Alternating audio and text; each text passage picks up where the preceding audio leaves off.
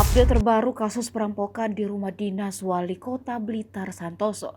Sedikit demi sedikit informasi tentang pelaku perampokan rumah dinas Wali Kota Blitar, Jawa Timur mulai terungkap. Kabid Humas Polda Jatim Kombes Dirmanto secara tegas mengusut identitas perampok yang menyekap Santoso pada Senin 12 Desember kemarin. Polda Jatim pun sudah mengantongi ciri-cirinya, salah satunya kendaraan pelaku yang menggunakan Toyota Kijang Innova dengan plat merah alias mobil dinas. Dirmanto mengatakan informasi tersebut diketahui dari saksi mata yang berada di daerah sekitar setelah terjadi perampokan. Sayangnya belum diketahui secara pasti plat nomor dinas yang melekat di Kijang Innova pelaku. Karena para pelaku juga merusak CCTV yang berada di sekitar rumah dinas Wali Kota Blitar yang terletak di Jalan Sundanco Supriyadi. Salah satu warga sempat ada yang melihat pelaku memakai jaket warna krem dengan bendera Indonesia. Ia menyebutkan kurang lebih ada 4 hingga 5 pelaku yang beraksi di rumah dinas Wali Kota Blitar. Sebelum melancarkan aksinya, para pelaku melumpuhkan 3 Satpol PP yang berjaga di rumah dinas. Ketiganya dibawa masuk dan diikat bersama dengan Santoso, juga sang istri di dalam rumah. Dari aksinya itu, pelaku membawa kabur uang 400 juta rupiah beserta perhiasan